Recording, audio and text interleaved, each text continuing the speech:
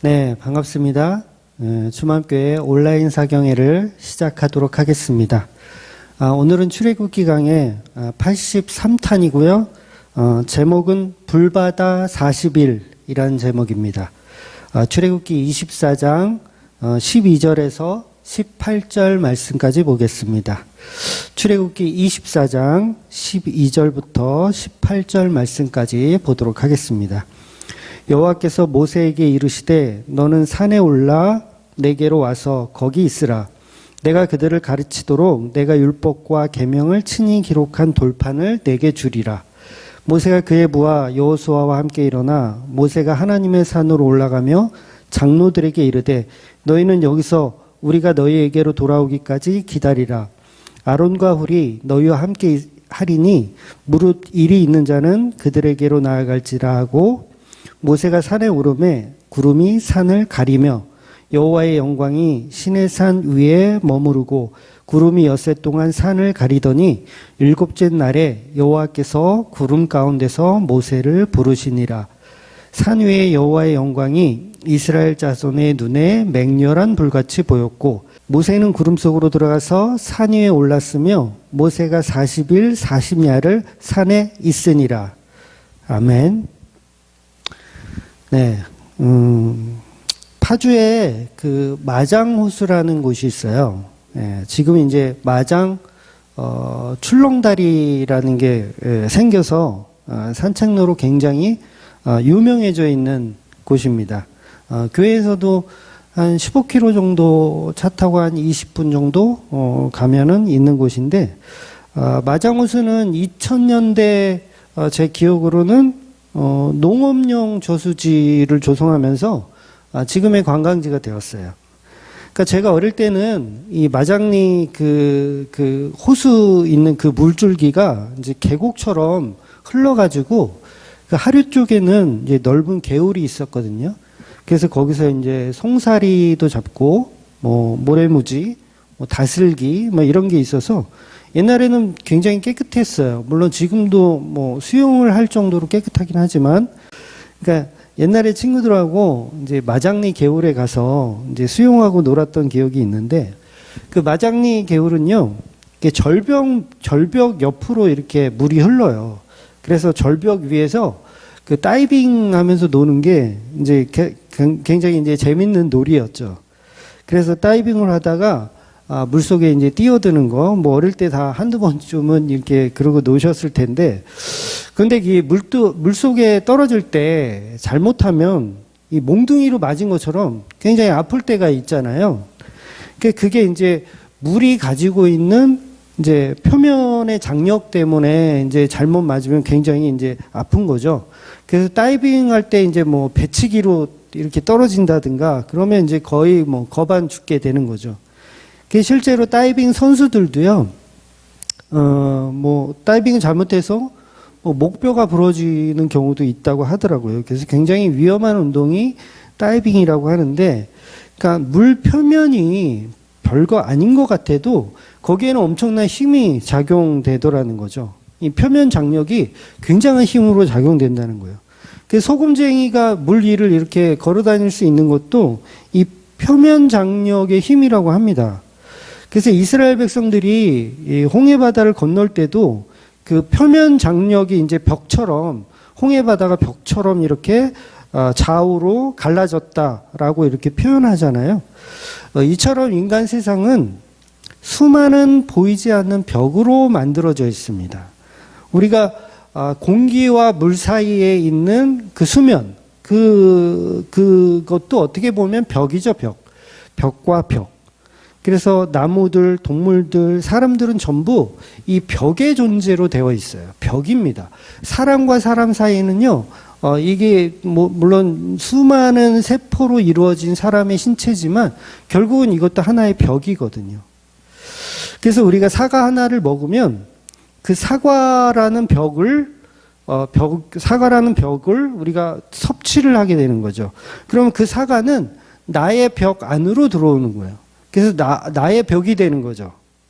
그래서 사과 속에 들어있는 에너지가 나를 투영하여 나의 벽으로 유입되어 나의 벽을 만드는 재료가 되어버리는 거예요. 그래서 약육강식의 세상은 전부 그런 원리죠. 그러니까 음식도 뭐 동물들도 다 벽인데 그 벽을 내가 섭취하여서 나의 벽을 만들어 버리는 거. 결국 이런 벽들이 이 세상을 살아가는 그런 원리라는 거예요. 원리. 전쟁의 원리라고 할 수도 있겠죠. 그러니까 이 모두가 인간의 죄 때문에 생겨난 것이라고 할 수 있습니다.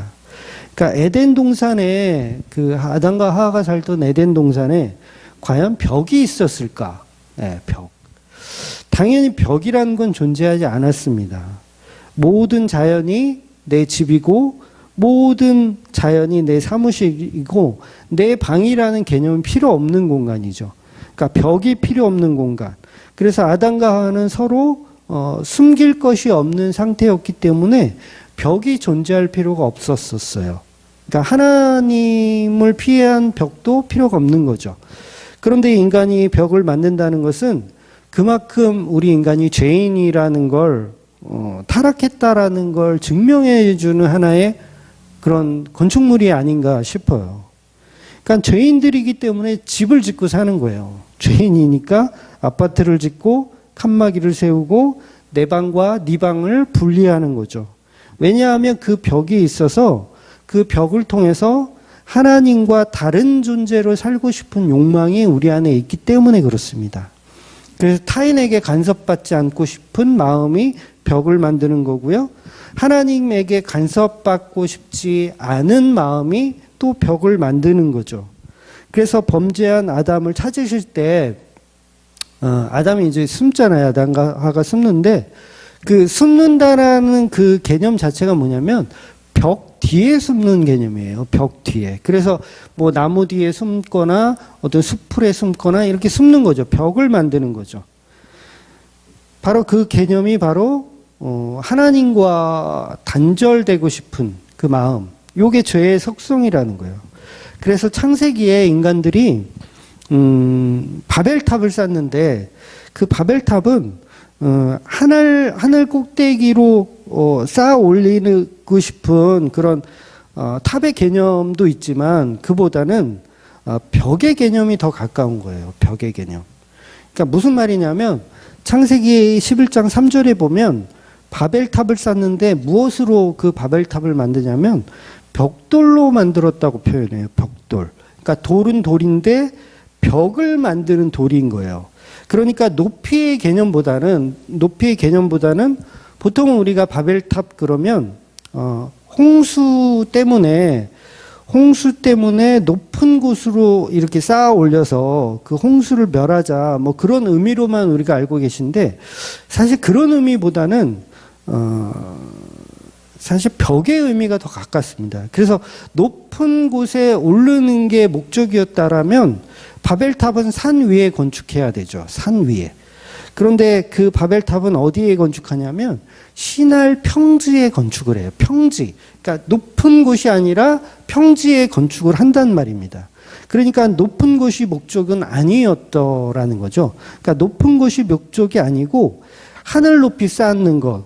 그러니까 홍수를 멸하자. 이거는 어쩌면 상징적인 의미이고 그 높이 쌓는다는 하늘에 닿는다는 그 의미는 결국 인간이 추구하는 목적은 결국 벽을 쌓는 거죠. 하나님과 인간 사이에 벽을 쌓는 거예요. 인간이. 그러니까 하나님께 간섭받지 않고 싶은 공간을 만드는 것이 바로 바벨탑의 정의라고 할 수 있어요. 그러니까 하나님의 간섭 없이도 우리가 우리의 모습을 서로 확인하여 우리의 이름을 드높이자. 그래서 흩어짐을 면하자라고 하는 목적. 한마디로 하나님과 인간 사이에 벽을 만들어 보자는 것이 바로 이 바벨탑의 개념이라는 거죠. 그러니까 인간의 죄로 하나님과 인간 사이에 벽이 만들어졌는데 오히려 그 벽과 벽 사이를 더 만들어서 자유롭게 즐기자. 뭐 그런 의미가 있는 거죠. 그래서 지난주에도 말씀드렸지만 하나님은 인간이 선악과 먹은 이후에 에덴 동산에서 쫓겨났지만 진짜 벽이 있었던 건 아니에요. 즉 하나님은 계속해서 아담과 하와가 어떻게 살아가는지 아벨은 어떤 제사를 드리는지, 가인은 어떤 제사를 드리는지 전부 지켜보고 계셨다는 거죠. 그러니까 하나님은 인간들과 벽을 친 게 아니었어요. 그러니까 인간들은 벽을 치고 싶어 하는 거죠. 인간들이 벽을 치고 싶어 하는 거고, 하나님은 벽을 치려고 하는 게 아니라 생명나무를 보호하시기 위한 목적으로 쫓아내신 거예요. 생명나무를 보호하기 위한 목적으로. 그런데 인간들은 하나님의 간섭이 싫어서 바벨탑을 만드는 거예요. 벽돌로 벽을 쌓는 거죠. 벽을 쌓아서 우리의 공간을 만들어서 우리의 공간 안에서 흩어짐을 면하자라고 하는 거예요. 이게 바로 바벨탑입니다. 그러니까 바벨탑의 개념은 하늘 높이 쌓자, 그래서 홍수를 면하자, 그런 의미보다는 유토피아를 만들어 보자는 의미예요. 유토피아. 인간들이 건설하는 유토피아를 만들어 보자. 그러니까 인간의 바벨탑은 빌딩으로 생각하시면 안 되고, 인간들이 추구하는 유토피아의 정신이라고 생각하셔야 돼요. 그러니까 한마디로 하나님 없는 세상 만들기, 하나님 없는 천국 만들기, 예수님 없는 천국 만들기를 추구하는 게 죄인들의 모습이라는 거죠. 그러니까 하나님 없는 새마을 운동 이런 게 전부 인간이 추구하는 나라를 만들어가는 바벨탑이라는 겁니다. 그래서 창세기에 나오는 바벨탑 사건은요, 벽을 높이 쌓자, 그 속에 하나님의 간섭 없이 살고 싶은 그런 욕망, 흩어짐을 면하자는 욕망, 이게 바로 죄인들의 모습이라는 거죠. 그래서 하나님은 탑을 무너뜨리는 방법으로 언어를 흐트러 버리시잖아요.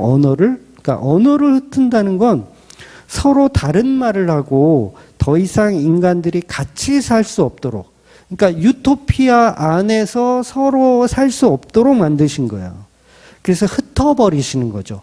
사람들을 지구 곳곳으로 흩어버리시는 거예요. 즉 벽 없는 세상으로 가라는 거죠. 벽 만들지 마. 벽 없는 세상으로 흩어져 라고 말씀하시는 거죠.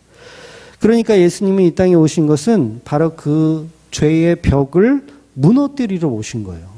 인간들이 쌓아 올린 바벨탑을 예수님은 무너뜨리러 오신 거죠. 그 벽을. 그래서 성도는 죄의 벽이 없기 때문에, 성도들은 십자가로 완성된 성도들은 죄의 벽이 없기 때문에 도둑같이 임하시는 예수님의 재림을 기다릴 필요가 없다라고 제가 요한복음에서 설명드리는 거예요. 자, 그래서 오늘 본문을 보면 막힌 담을 허시는 작업을 시작하시는 겁니다. 성경에서 막힌 담을 허시는 분이 누구죠? 바로 예수 그리스도입니다. 그분이 이 땅에 오셔서 그 막힌 담, 지금 제가 설명드린 그 막힌 담을 허무시는 분이에요. 바벨탑을 허무시는 분. 그래서 에베소서 2장 14절에서 16절을 보면 이런 말씀이 있어요.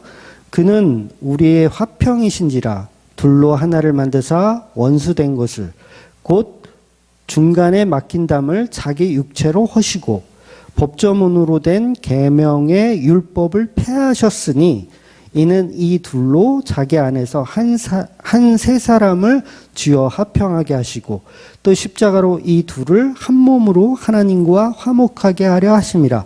원수된 것을 십자가로 소멸하시고 라는 말씀이 있어요. 그러니까 오늘 본문하고 에베소서가 같은 내용을 담고 있는 거예요. 벽을 허무는 그 개념으로 같은 내용을 담고 있어요. 다시 말해서 오늘 본문을 에베소서가 해석하고 있다고 해도 과언이 아닌 거죠. 그래서 오늘 본문은 하나님께서 이스라엘 백성에게 십계명 돌판을 주시기 위해서, 그리고 성막을 만드는 법을 설명해 주시기 위해서 모세를 산 위로 올라오라고 말씀하시는 내용입니다. 이 말이 뭐예요? 결국은 모세가 벽을 넘어서는 거예요. 그러니까 산 위로 올라오라는 건 모세를 통해서 벽을 넘어오라는 얘기가 되는 거죠. 그래서 오늘 본문은 모세를 통해서 예수님이라고 하는 중보자의 모습을, 그 벽을 무너뜨리는 중보자의 모습을 아주 노골적으로 표현하고 있는 내용이라는 거죠. 즉 모세는 철저하게 하나님과 인간 사이에 화평을 만들어주시는 그리스도의 예표로 등장하는 것입니다. 벽을 무너뜨릴 수 있는 유일한 존재로 등장하는 것이죠. 그래서 모세는 십자가 지신 예수님을 표현하기 위해서 맹렬한 불꽃 속으로 들어가는 내용을 오늘 본문이 아주 자세히 기록하고 있는 겁니다. 그러니까 하나님과 인간 사이에 어떤 막이 존재하는데, 어떤 벽이 존재하는데, 하나님은 산 위에 있고 인간들은 산 밑에 있는 개념이에요. 그런데 그 막이 어떤 막이냐면 구름으로 가려져 있어요. 구름으로 가려져 있고 그 구름 너머에는 하나님이 계시고 그 영광이 백성들에게 잠깐 보여지는 거예요. 그래서 6일 동안은 구름이 가려져 있고 보이지 않다가 일곱째 날 구름이 걷히고 하나님의 영광을 사람들이 보게 되는 겁니다. 그 영광의 모습을 보았더니 그 모습이 어떤 모습이냐면 17절에 보면 맹렬한 불꽃으로 보인다라고 되어 있어요. 맹렬한 불꽃. 그렇다면 모세는 구름 속으로 들어간 것이 아니고요. 사실은 결과적으로 보면 맹렬한 불꽃 속으로 들어가는 모습이 되는 거예요. 백성들은 그걸 보는 거죠. 그래서 여러분, 모세가 맹렬한 불 속으로 들어간다는 이 내용, 신기하죠? 맹렬한 불꽃 속으로 들어가는 모세가 어떻게 살 수가 있죠? 모세가 한마디로 불바다 속으로 들어가는 거예요. 불바다 속으로. 그러면 당연히 통구이가 돼야 맞지 않나요? 통구이. 다시 말해서 모세가 번제 제물이 된다는 거예요. 여러분, 모세가 산으로 들어갈 때, 그 불바다를 바라보면서 들어갈 때 과연 어떤 마음으로 들어갔을까요? 여러분, 이 표현은 바로 예수님이 번제 제물이 되시는 그 저주의 십자가를 아주 노골적으로 표현하고 있는 내용이에요. 화목 제물이 되어서 죽으신 예수님을 오늘 본문이 모세를 통해서 표현하고 있는 내용입니다. 맹렬한 불 속으로 들어간다는 것은 희생과 죽음을 말하는 거예요. 제물로 태워드리는 희생의 제사. 모세는 한마디로 불타는 번제단으로 희생되어 들어가는 모습인 거예요. 이 모습은 마치 화형 거물을 지키고 있는 에덴 동산에 들어가서 활활 타오르는 그 불 속으로 들어가서 마치 생명나무를 건져오는 것과 같은 그런 내용이라는 거죠. 바로 그 불 속에서, 그 불 속으로 모세가 들어갔더니 저와 여러분에게 율법을 들고 나오는 그 모세.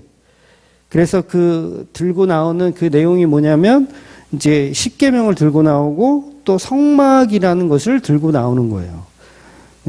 이 은혜를 설명하고 있는 내용인 거죠.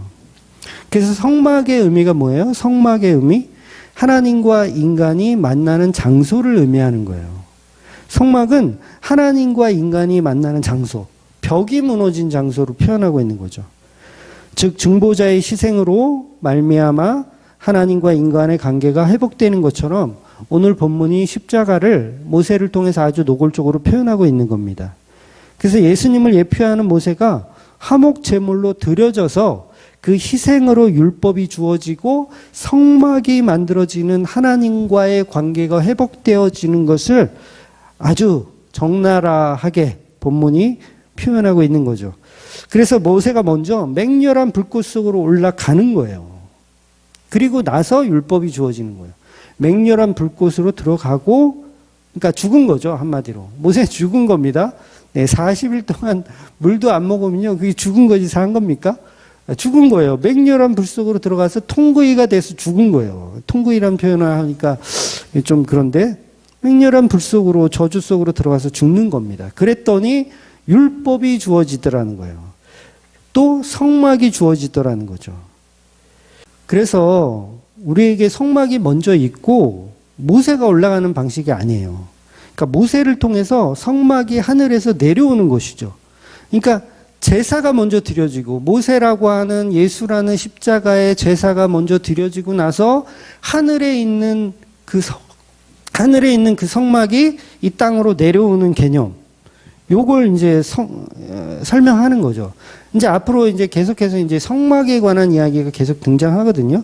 그러니까 오늘 본문은 그동안에 있었던 그 도덕법적인 이야기들의 결론이기도 하면서 앞으로 있을 성막에 대한 서론이기도 한 거예요. 그래서 예수님의 십자가 죽음으로 하늘의 성막이 땅으로 내려오는 이야기를 오늘 본문이 전하고 있는 겁니다. 그런데 그 성막이 내려오는데 사람들은 여전히 그 성막을 알아보지 못하고 범죄하더라는 거죠. 그래서 그러니까 이제 십계명과 같은 율법은 시험 문제가 아니라는 거예요. 보통 이제 교회를 처음 다니시면 십계명 같은 거 이제 달달 외워서 그걸 지키려고 하는데 그 시험 문제가 아닙니다. 율법이 먼저 주어지고 시험 문제 통과하면 은혜를 주는 개념이 아닌 거예요. 그러니까 율법이 먼저 주어지고 그 시험 문제를 통과하면 천국에 가는 게 아니고 십자가를 통해서 천국이 먼저 우리에게 내려오는 거예요. 그러니까 벽이 십자가로 먼저 무너지는 거죠. 그래서 율법은 그 십자가 은혜를 안내하는 표지판 역할을 하는 겁니다. 즉 구원은 예수님이 화목제물로 죽으면 있는 거예요. 그러니까 우리가 율법을 다 지켜서 구원받는 게 아니고 마치 모세가 맹렬히 불타는 그 불 속으로 들어가서 구원이 일어나는 거죠. 그래서 모세가 십계명을 받아서 내려오는데 이제 40일이 지나서 십계명을 받아서 내려오는데 이제 32장쯤에 가면 인간들은 산 아래에서 이제 황금 송아지를 만들어요. 그럼에도 불구하고 출애굽기는 구원받는 이스라엘을 계속해서 표현하는 거예요. 그래서 모세가 산에 올라가서 십계명의 두 돌판을 받습니다. 이제 이 돌판은 하나님이 친히 기록하신 두 돌판이에요. 그러니까 돌판이 앞뒤로 적혀 있어요. 앞뒤로 이제 그 십계명이 적혀져 있는데 이 십계명은 이제 앞뒤로 적혀 있으니까 총 이제 4군데 적잖아요. 4군데 이렇게 기록한 것이 으로 보통 이제 생각하는데 이제 그런 얘기가 아니라 계약서라는 의미예요. 계약서. 그래서 돌판이 2개가 있는 거예요. 그러니까 똑같은 내용이 앞뒤로 2개가 적혀져 있는 개념인 거죠. 계약서의 개념이기 때문에 그래요. 그래서 십계명은 바로 언약을 뜻하는 겁니다. 언약을 뜻하는 의미로 2개의 돌판을 가지고 내려오는 거예요. 그런데 이 2개의 돌판을 가지고 내려오는데 사람들은 이제 산 밑에서 황금소를 만들죠. 황금 송아지를 만들죠. 이 황금소가 우리를 구원하신 하나님이라고 사기를 치면서 정말 믿은 사람도 있었을 거예요. 정말 믿으면서 우상을 만들어 그것을 기뻐하고 즐거워하더라는 거죠. 물론 이들이 진심으로 이 황금소가 우리를 구원하신 하나님이야 라고 진심으로 외쳤어도 그건 우상숭배라는 거예요. 왜냐하면 그곳에 예수님의 피가 표적되지 않아서 우상이라고 하는 겁니다. 그건 우상숭배일 뿐입니다. 왜냐하면 그곳에 예수님의 피가 표적되지 않아서 우상이 되는 거예요. 구원은요, 사람의 감정선으로 구원이 이루어지지 않아요. 이거 굉장히 중요한 건데, 보통 우리가 무슨, 인격적인 만남, 이런 표현들을 많이 하잖아요. 인격적인 믿음, 인격적인 어떤, 그런 신앙생활. 그런데 이건 사실 종교적인 궤변일 뿐이고요. 우리가 사랑해야 할 대상이 중요한 것이지 내 마음이 중요한 게 아니에요. 그러니까 내 마음이 아무리 인격적이라고 해도 그 대상이 잘못되면 소용없다라는 거죠. 그러니까 인간의 인격적인 믿음이 아니고 예수님을 표적해야 하는 거예요.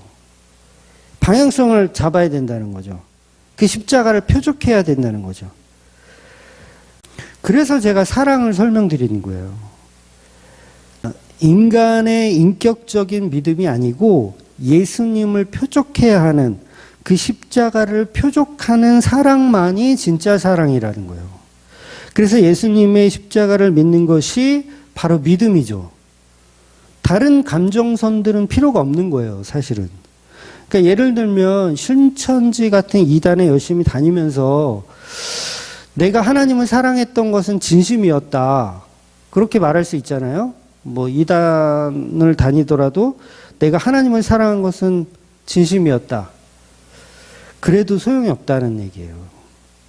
엉터리 교회를 열심히 다니면서 헌금하고 11조하고 주일 성수하고 봉사하고 그런데 나중에 복음을 알게 돼서 그래도 그때 내 마음은 진심이었다 해도 그게 통하지 않는다는 거예요.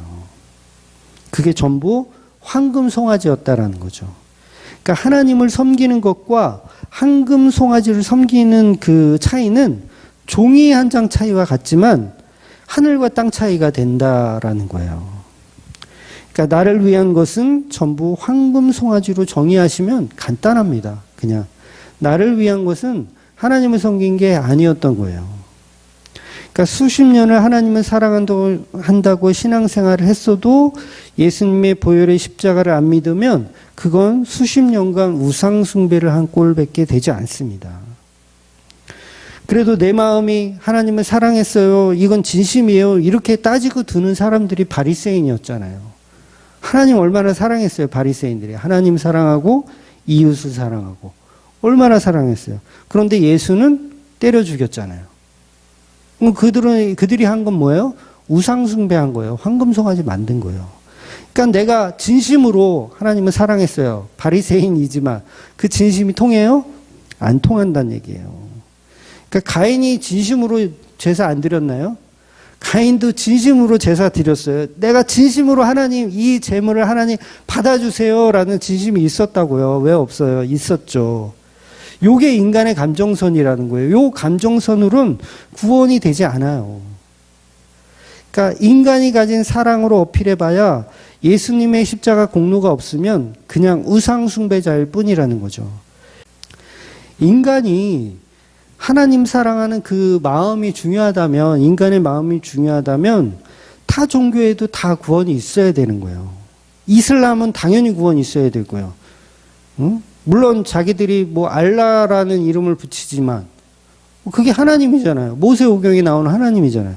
그러면 그 인간의 진심이 중요하면 그들에게도 당연히 구원이 있어야 된다는 얘기가 되고, 스님들도 사실은 부처라는 이름을 이렇게 쳐다보지만 그 부처라는 이름도 결국은 하나님을 사랑하는 것이라면, 진심이라면 거기에서도 구원이 있어야 된다는 얘기가 되잖아요. 그런데 그건 복음이 아니라는 거죠.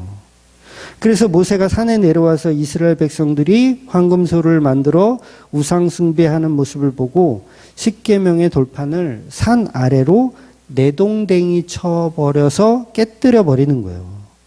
왜냐하면 저 일전에도 말씀드렸고 앞으로도 한 번 더 설교하겠지만, 돌판에 기록한 내용은 두 개의 언약인데 이 언약은 하나님과의 인간의 언약이잖아요. 이걸 어겨버리면 인간들은 다 죽는 겁니다. 그래서 지금 이스라엘 백성들은 우상 숭배를 하고 있기 때문에 이미 1계명부터 모든 계명을, 10계명 전체를 사실은 전체를 다 어기고 있는 거예요. 죽을 짓을 하고 있는 거죠, 한마디로. 그래서 모세는 이스라엘을 구원하기 위해서 돌판을 깨뜨려 버리는 겁니다. 즉 율법의 기능을 없애버리는 거예요. 율법의 기능을 없애버려요. 그러니까 바로 예수님의 십자가 사건을 아주 정확하게 모형하고 있는 사건이죠. 그러니까 예수님은 십자가의 죽음으로 율법의 기능을 깨뜨려 버리신 거예요. 한마디로 율법이 십자가에 찢겨 죽는 거예요. 율법이 십자가에 찢겨 죽는 거. 그래서 그 율법은 더 이상 우리를 찾아와서 정죄하지 못하는 겁니다. 돌판이 깨져버린 것처럼 하나님의 말씀이 육신이 되어 오신 그 예수님께서 십자가에 달려 깨어버리신 거죠. 깨어져 버리신 거죠. 더 이상 율법이 인간들을 찾아와서 고소하지 못하는 거예요. 그래서 십자가만 믿으면 모든 율법 가운데 범죄한 자들도 구원을 얻는 거예요. 즉 이 원리가 성경을 보시는데 아주 큰 방향성이 되어야 합니다. 보통 우리가 성경을 보면 성경은 전부 율법이잖아요. 구약의 모든 성경은 율법이라고 하잖아요. 그래서 그 율법을 통과하여 예수를 찾아가는 것이라고 우리가 보는데, 많은 율법주의자들, 그다음 인본주의자들 전부 이 속에 속한 것이죠. 우리는 율법을 통과해서 시험 문제를 풀고 예수를 만나는 게 아니에요. 어떤 분은 이제 그런 말을 하기도 해요. 저도 옛날에는 이런 말을 썼던 것 같은데,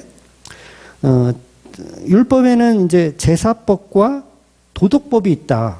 그래서 제사법과 도덕법을 이렇게 구분해서 제사법은 십자가로 끝났으니까 양이나 소를 잡아서 제사 드릴 필요가 없고, 그러나 도덕법은 지켜야 된다. 이렇게 설명하시는 목사님들이 거의 대부분이에요. 그러니까 도덕법은 여전히 지켜야 한다. 이렇게 생각을 하지만, 미안하지만 모든 구약의 말씀들은요, 오직 예수님의 십자가를 표적하기 때문에 존재하는 거예요. 그러니까 모든 율법은 예수님의 십자가를 표적하기 위해서 존재하는 거예요. 그렇다면 율법을 두 가지로 구분을 해서 하나는 도덕법, 하나는 제사법 이렇게 구분해서 제사법은 안 지켜도 되고 도덕법은 지켜야 된다 이렇게 말해버리면 이 자체가 이단적인 말이에요. 이단입니다. 잘 이해하고 들으셔야 되는데, 만약에 제사법은 필요 없고 도덕법만 지켜야 된다고 하면 이건 성경의 무호성에 위반돼요. 무호성. 그러니까 제사법이 필요 없으면 레위기서를 볼 필요가 없죠. 대부분의 그 모세오경은 볼 필요가 없는 거예요.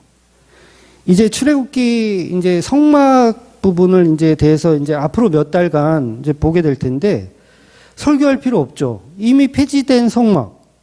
제사 드리는 장소니까 폐기된 제사법이니까 설명할 필요 없잖아요. 설교할 필요도 없잖아요. 그런데 그렇지가 않잖아요. 그렇지가 않아요. 모든 성경은 율법이 폐기된 것이 아니고 십자가로 완성된 거예요. 그러니까 구약의 모든 말씀은 그게 제사법이든 도덕법이든 상관없이 전부 십자가를 표적하는 내용이라는 거예요. 그러니까 무슨 반은 뭐 안 지켜도 되고 반은 지켜야 되고 이 말 자체가 이단적이란 얘기예요. 그러니까 십자가를 표적하는 용도로 보기 때문에 굳이 제사법과 도덕법을 구분해서 뭐 무엇은 버리고 무엇은 취할 필요가 없는 거죠. 전부 그건 도덕법이든 도덕법이든 제사법이든 전부 그거는 그리스도를 표적한다고요. 전부 그리스도를 표적하기 때문에 버릴 게 하나도 없는 거죠. 버릴 게 없는 거죠. 다 설교해야 돼요. 다. 제사법도 설교해야 되고 도덕법도 설교해야 되는 거예요. 그게 지난 몇 주간 출애굽기를 통해서 우리가 도덕법을 봤잖아요. 도덕법을 보았는데 그 이야기가 전부 십자가로 연결이 되죠. 왜? 그 도덕법은 우리가 지켜야 할 윤리 도덕적인 내용들이 아니었고 전부 십자가를 표현하는 내용들이었다라는 거죠. 그래서 성경이 그걸 이렇게 표현하고 있는 거예요. 예수님의 십자가를 전부 표현하고 있는 거. 그래서 제가 그걸 이제 똑똑해서 제가 뭐 똑똑하고 뭐 계시를 받아가지고 막 이렇게 연결해 드리는 게 아니라 구약의 모든 말씀은 전부 예수님 이야기라는 것을 제가 믿기 때문에, 제가 알기 때문에 그걸 조사하여서 연결시켜 드리는 것 뿐이에요. 그러니까 저는 천재도 아니고 뭐 통찰력이 그렇게 있지도 않아요. 예. 그냥 모든 성경은 나에 대한 증거라는 그 예수님 말씀, 요한복음 5장 39절 말씀을 저는 온전히 믿는 거예요. 그러니까 한번 읽어드릴게요. 요한복음 5장 39절. 너희가 성경에서 영생을 얻은 줄 생각하고 성경을 연구하거니와 이 성경이 곧 내게 대하여 증언하는 것이니라. 이렇게 말씀하시잖아요. 그러니까 여기서 말하는 성경은 구약 성경을 1차적으로 말하는 거고 좀 더 넓은 의미로는 66권 전체를 말하는 거예요. 그러니까 여기서 예수님이 이렇게 말씀하시잖아요. 이 성경이 곧 내게 대하여 증언한다. 그러면 여기서 내게 대하여 증언한다. 이 성경이라고 했을 때 여기서 제사법은 아니고 뭐 도덕법은 아니고 이런 표현입니까? 아니죠. 전부 모든 성경은 다 예수님을 증거하는 거예요. 그래서 도덕법은 너희들에게 하는 말씀이고 제사법만 나에 대한 예수에 대한 이야기야 라고 하는 게 아니라 모든 말씀은 다 예수 그리스도의 말씀이라는 거죠. 그래서 예수 그리스도를 표적하는 내용들. 그러니까 오히려 성경에서 도덕법과 제사법을 구분하여 반씩만 우리가 지키고 믿어야 된다라고 하는 자체가 굉장히 이단적인 해석이 되는 거죠. 그러니까 이 한국 교회에 이단들이 얼마나 많은 거예요. 물론 저도 이단이었고 지금도 이단일 때가 많아요. 그러니까 모든 성경의 말씀은 전부 예수님을 증언합니다. 그게 도덕법이든 제사법이든 상관없이 모든 말씀은 전부 예수님을 증언한다라는 거, 이걸 꼭 아셔야 됩니다. 그래서 막말로 십계명 못 지키는 살인자도요, 예수 믿으면 구원받는 거예요. 왜? 십계명은 예수를 말하는 책이었거든요. 그러니까 우리의 도덕법을 이야기하는 책이 아니라 예수를 말하는 책이었기 때문에 십계명을 못 지키는 살인자도 예수 믿으면 구원을 받는 거예요. 그러니까 스님들도 우상을 섬기다가 예수 믿으면 구원 받는 거예요. 스님들 십계명 다 못 지키고 있잖아요. 못 지켜도 예수를 믿으면 구원 받는 거예요. 이유가 뭐다? 십계명은 인간의 윤리도덕을 말하는 게 아니고 예수님을 설명하고 있는 거였기 때문에 그런 거예요. 그러니까 율법은 제사법과 도덕법을 구분해서 지키라는 말이 아니라 모든 율법은 전부 예수님을 증언하기 때문에 살인자나 우상 숭배자였던 사람도 구원을 받는 겁니다. 그래서 율법의 증거로 인해서 예수님의 구원이 먼저 있고 그 율법이 우리를 찾아와서 송사하지 못하게 하는 거예요. 무조건 예수님의 희생이 그 십자가보다 먼저, 율법보다 먼저 앞서는 거예요. 그래서 율법은 전부 예수를 증거하는 내용이고 그 율법이 인간을 찾아가면 인간들은 다 죽어야 하는데 그 율법은 인간에게 가는 게 아니라 예수님에게 가더라는 거예요. 여러분, 십계명은 우리 인간들에게 가는 게 아니라 예수님에게 가는 거예요. 왜? 그 죄값을 예수님이 십자가로 다 받아내시거든요. 그러니까 말씀을 이렇게 이해하셔야 돼요. 모든 말씀은, 그 율법은 예수님에게 가는 거예요. 저와 여러분들에게 가는 게 아니고. 저와 여러분들에게 오면 우리는 막 탈무드 같은 거 만들어서요, 막 그거 지키려고 하는 거예요. 그런데 모든 말씀은 예수님을 증거하는 거예요.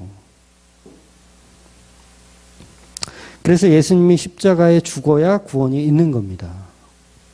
보세요. 예수님이 뭐 때문에 죽었어요? 예수님이 뭐 때문에 죽었죠? 그 율법 때문에 죽었어요. 제사법, 도덕법. 그 율법 때문에 예수님이 십자가에 죽는 거예요. 예수님이 율법을 잘 지켰으면요, 절대 십자가에 죽을 일이 없어요. 결국 모든 율법이 예수님을 난도질했던 거예요. 예수님을 죽였던 거예요. 그래서 모든 율법은 예수님이 하나님의 어린 양으로 폭로되는 이정표였다라는 거예요. 율법은 우리의 것이 아니에요. 사실 어떻게 보면 십자가를 표적해내는 예수님의 것이죠. 그러니 모든 율법은 예수를 증거하는 형식이 맞는 거예요. 그러니까 우리가 뭐 도덕법, 제사법 구분해가지고 막 이렇게 막 지키려고 하는 게 완전 코미디인 거죠. 그러니까 그 말이 그 말 같아도 이거 엄청난 차이가 있는 겁니다. 그래서 율법은 우리에게 주신 숙제나 과제가 아니고 예수님을 표적하는 도구였다라는 걸로 믿으셔야 돼요. 그래서 우리가 율법을 배우면 결국 그 율법은 우리를 십자가 앞으로 인도하게 되어 있어요. 십자가 앞으로 우리를 밀어넣게 돼 있어요. 즉 우리는 율법을 지켜가면서 예수를 만나는 방식이 아니라 율법을 하나도 지키지 못하면서 예수님을 만나는 거예요. 이 차이가 있는 거예요. 그래서 구원은 좋은 소식이라고 하는 거예요. 좋은 소식, 굿뉴스. 그래서 바리새인 중에서도 율법을 열심히 지키다가 예수님 만나는 경우도 있지만 사실은 그게 FM적인 길은 아니에요. 오히려 율법을 지키지 못하는 자로 폭로되어서 예수님을 만나는 어떤 그 강도의 모습처럼 그 강도의 모습이 사실은 오히려 더 FM적인 모습이죠. 그래서 예수님 곁에 있던 사람들은 모두 죄인으로 들통나는 거예요. 다 들통나는 거예요. 죄인으로 다 들통나는 거예요.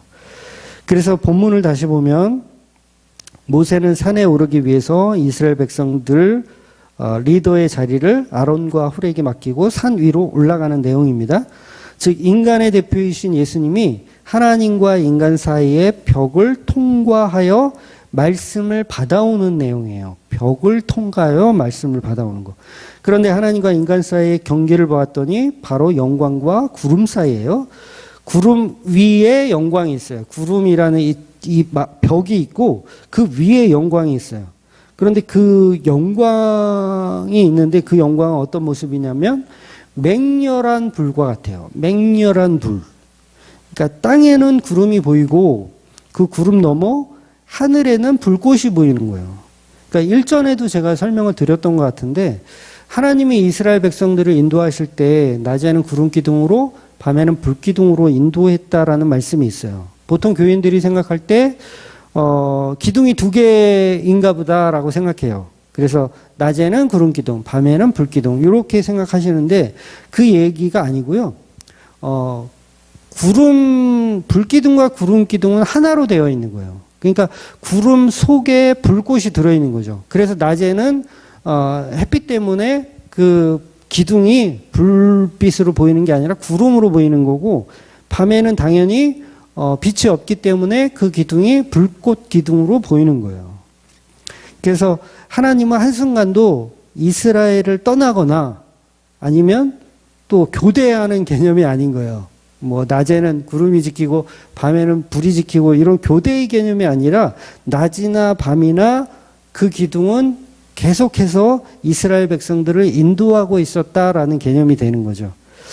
그리고 오늘 본문에서 이제 그 구름과 영광 사이에 정확하게 6이라는 그 날짜가 있어요. 그리고 일곱째 날에 이제 나머지 그 하루에 구름이 걷히고 모세가 이제 그 영광 속으로 초대되어 들어가는 개념입니다. 그러니까 장로들이 보기에는 6일 동안 구름이 걷히고 일곱째 날 안식일을 표현하는 것인데 일곱째 날 백성들이 그 구름을 보니까 영광이 보이는데 그 영광이 맹렬한 구름 같아 보이는 거예요. 맹렬한 구름. 즉 서론에서 말씀드렸지만 하나님이 계신 곳은 구름과 불꽃을 지나야 가는 곳이에요. 구름과 불꽃. 어쩐 이 말은 저와 여러분은 불지옥을 통과해야 천국을 갈 수 있다라는 말이 되는 거예요. 그런데 그 길을 지금 누가 가고 있어요? 백성들은 못 가는 거예요. 그 구름 속으로 그 불 바다 속으로 백성들은 못 가는 거예요. 오직 모세만 가는 거예요. 결국 모세가 누구를 표적하냐면 예수님을 표적하기 때문에 그 불바다 속으로 예수님만 들어가시는 거예요. 그래서 성도는 반드시 예수님이 십자가라고 하는 지옥을 경험하시고 그 은혜로 하나님의 영광인 천국이 주어지는 개념이에요. 즉 모세가 예수님을 예표해서 지금 하나님의 영광 가운데 들어가는 겁니다. 이것은 지옥과 같은 불꽃 너머에 계신 하나님이에요. 그런데 놀라운 것은 그 불꽃 속에, 그 불바다 속에 들어간 모세는 40일 밤낮으로 먹지도 않고 마시지도 않아도 피부가 탱탱할 정도로 그야말로 천국을 누리고 사는 거예요. 그러니까 불꽃인데 죽지 않는데요. 불바다인데 죽지 않아요. 바로 하나님이 계신 곳이 그래서 천국이라고 말씀드리는 거예요. 여러분 죽어서 제가 몇 번을 말씀드렸지만 여러분 죽어서 지옥이라고 생각되는 죽어서 이제 갔는데 불바다야 거기가 다. 그래서 지옥이라고 당황하지 마시고 그곳에 예수님이 계시다면 그것은 천국이니까 쫄지 말라고 말씀드린 거예요. 그러니까 모세도 지금 불꽃 가운데 들어갔잖아요. 불바다예요. 불바다 가운데 들어가는 거예요. 그러면 당연히 지옥이라고 생각하겠죠. 모세는 와 이곳이 지옥이구나. 그런데 그 불바다 속에 들어갔더니 먹지도 마시지도 않아도 죽지 않는 거예요. 당연히 고통이 없어요. 그러니까 불타는 재물이 되는 거죠. 그 지옥을 경험하면서. 그래서 모세가 맹렬한 불꽃 가운데 들어갔다는 것은 예수님이 십자가에서 지옥을 경험하신 내용이 되는 겁니다. 그 십자가에서 불꽃에 타 죽으신 불타는 제물이 되신 예수님의 십자가를 오늘 본문이 표현하고 있는 거죠. 그래서 예수님이 지옥에 내려오셨다라는 말을 베드로가 하잖아요. 이런 표현을 이제 베드로가 인용해서 하는 거예요. 그러니까 이 표현은 예수님이 지옥에 가서 중생들을 전도했다. 뭐 이렇게 이제 베드로가 표현을 했는데 저와 여러분은 이미 선악과 먹은 죄인이라서 지옥에 살고 있는 거나 마찬가지죠. 그래서 예수님이 지옥에 오셔서 저와 여러분을 구원해낸다라는 얘기죠. 그러니까 지옥에 가도 한 번의 기회를 더 준다라는 말이 아니고요. 우리는 이미 지옥을 경험하고 있다라는 거예요. 불바다 속에 산다라는 거죠. 그래서 모세는 6일을 기다렸다가 7째 날 소리를 듣고 맹렬한 불꽃 속으로 들어가서 40일 주야를 먹지도 마시지도 않고 심지어는 잠도 안 잤을 거예요. 그러면서 있는 겁니다. 그런데 이제 32장에 가면 또 나오겠지만 그 40일을 누가 망쳐 놓냐면 그 모세가 이제 40일 동안 금식하잖아요. 근데 이 기간을 누가 망쳐 놓냐면 이스라엘 백성들이 산 아래서 황금송을 만들면서 40일이 멈춰버려요.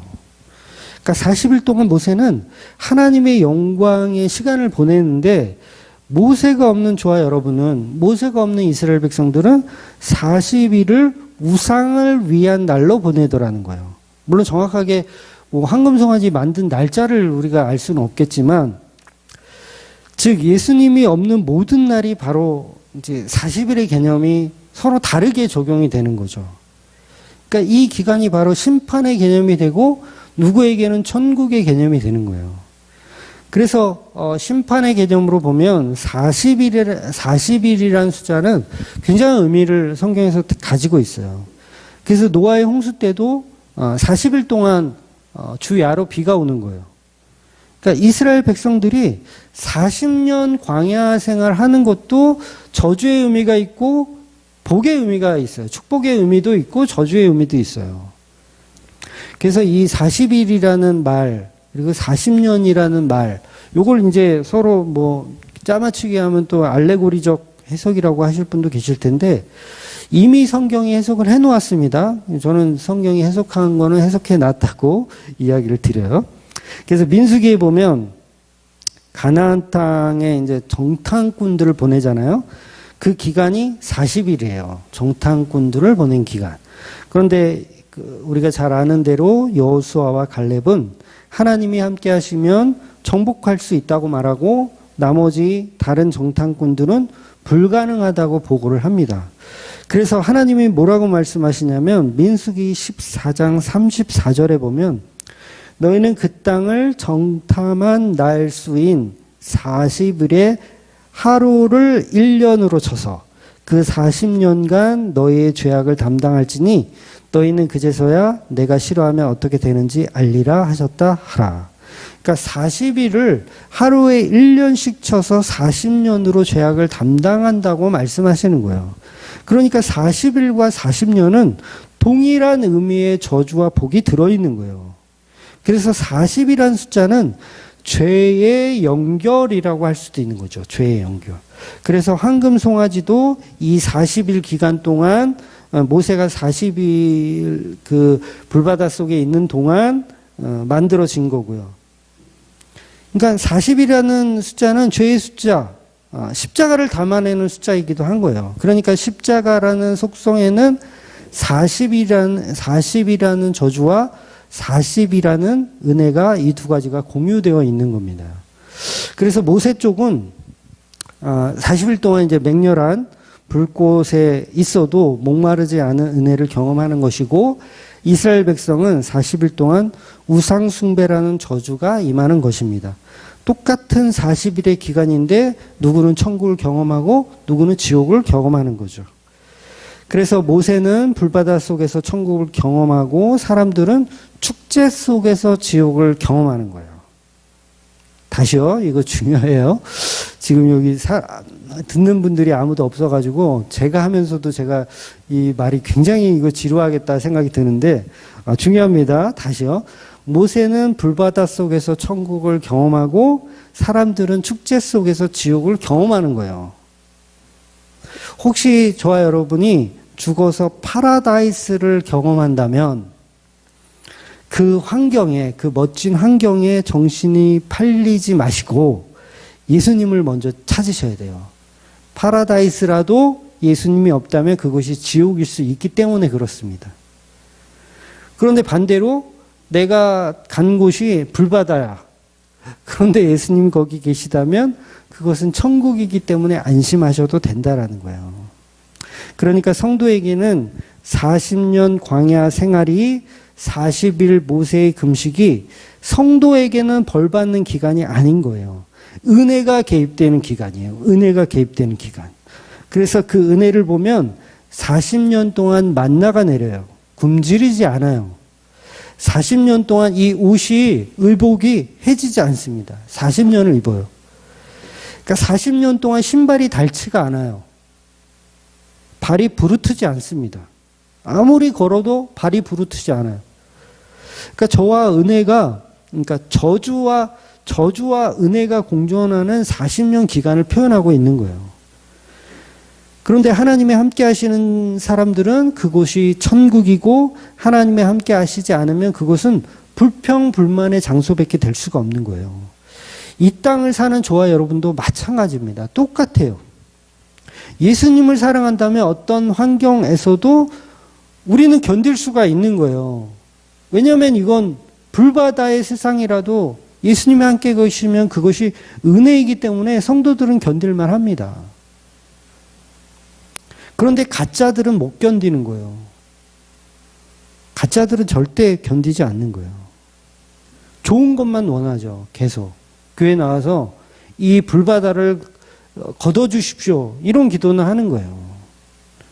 왜 이 똑같은 만나를 매일 먹게 하냐고 이런 불만만 하는 거예요. 즉 십자가는 모든 사람들이 보기에 맹렬한 불바다와 같아서 금방이라도 타 죽어버릴 저주의 모습으로 보이지만 성도는 그 속에서만 자유가 있습니다. 그 속에서만 은혜가 있어요. 그래서 그 속을 예수님이 경험하시는 거죠. 십자가의 저주를 예수님이 경험하시는 거죠. 불바다를 예수님이 막아서는 개념인 거예요. 예수님의 영원한 은혜의 능력으로 이스라엘을 보호해 주시는 겁니다. 그래서 예수님이 심판하실 때 이제 유황불로 멸한다는 표현들이 있어요. 믿는 자에게는 그게 저주의 불꽃이 되지 않아요. 믿는 자에게는 유황불이 막 떨어져요. 근데 믿는 자들은 걱정하실 필요 없어요.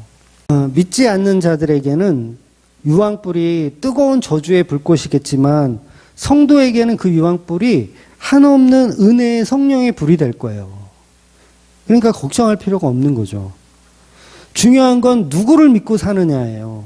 환경이 중요하지 않습니다. 예수를 믿고 사는지 아니면 나를 믿고 사는지 그 차이예요. 그래서 성도는 이 땅에서 지옥을 경험하며 사시더라도 걱정할 것이 없습니다. 비록 광야를 걷고 불바다를 경험하며 살지만 반드시 성도라면 만나라고 하는 예수님의 살과 피가 제공될 것이고 해지지 않는 신발과 의복이 주어질 것이고 물과 포도주가 제공될 것이기 때문에 그렇습니다. 다윗이 여러분 정확하게 40년을 다스린다는 거 아세요? 40년을 다스립니다. 성경은 결코 우연을 말하지 않아요. 40년 동안 모든 희노애락을 다 경험하는 거예요. 다윗이. 그러니까 다윗의 인생이 어떻게 보면 40년 광야 생활을 했던 거죠. 그래서 그 안에 희노애락을 다 경험합니다. 40년 동안 경험하는 거예요. 그래서 거기서 죄인으로 드러나기도 하고요. 또 축복의 모습도 있고요. 뭐 법궤가 들어올 때는 막 신나서 춤도 추기도 하고요. 막 여러 가지 희노애락이 40년 동안 들어있는 거예요. 그게 바로 광야 40년 생활입니다. 그 밖에도 성경에는 40이라는 숫자에 여러 가지 의미를 집어넣고 있어요. 그래서 사도행전 23장에 보면 사도 바울을 죽이려고 금식했던 사람들이 40명이거든요. 그러니까 같은 금식을 하는데 모세와 예수님 같은 경우는 누구를 저주하는 금식이 아니잖아요. 그러니까 어떤 사람은 은혜를 표현하는 40일 금식이 되고 어떤 사람에게는 저주를 표현하는 40명이 되더라는 거죠.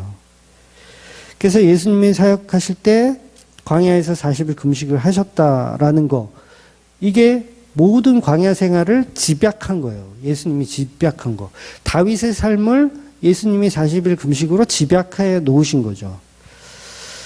그래서 이스라엘의 40년 광야 생활의 실체가 오셨다라는 뜻으로 예수님이 40일 광야에서 금식을 하시는 것입니다. 그래서 예수님이 광야에서 하루를 1년처럼 금식을 하게 되는 거죠. 그래서 40년 광야 생활을 예수님이 다 받아내신 개념이 되는 거예요. 그래서 부활하신 후에도 예수님은 40일간 제자들과 함께 하시면서 하나님 나라를 계속해서 설명해 주시는 겁니다. 40은 성도에게는 은혜의 날이지만 믿지 않는 자들에겐 저주의 날이 되는 거죠. 그러니까 모세가 가시떨기 나무 그 불꽃에 처음 하나님을 만났을 때, 예수님을 만났을 때 40년 동안 미디안 광야 생활을 했을 때예요. 이게 우연의 일치가 아니고요. 전부 연결이 되는 거예요. 그러니까 모세의 삶, 40년 미디안 광야 생활의 삶이 다윗의 삶이었고, 그 다윗의 삶이 곧 이스라엘 40년 광야 생활이었고, 이 모든 40일, 40년의 생활을 예수님이 금식기도 하시면서 그 모든 것을 함축해 놓으시는 거죠. 예수님의 삶으로. 그러니까 결국 40이라는 숫자를 불바다로 보지 마시고, 그러니까 이 모세가 들어갔던 그 40일 동안 불바다 속에 있었던 그 40일의 시간을 저주로 보지 마시고, 성도들은 반드시 은혜로 보셔야 됩니다. 그래서 저와 여러분이 사는 이 광야 생활, 이곳, 저주의 삶이죠. 저주의 삶처럼 보여요. 그러나 이 삶을 저주의 삶으로 보시는 것이 아니라 예수님께서 이미 광야 생활로 승리하신, 그리고 십자가로 모든 나의 인생을 완전하게 완벽하게 지켜내신 그 예수님을 믿고 사랑하시는 저와 여러분이 되시기를 주의 이름으로 축원드리겠습니다. 아멘.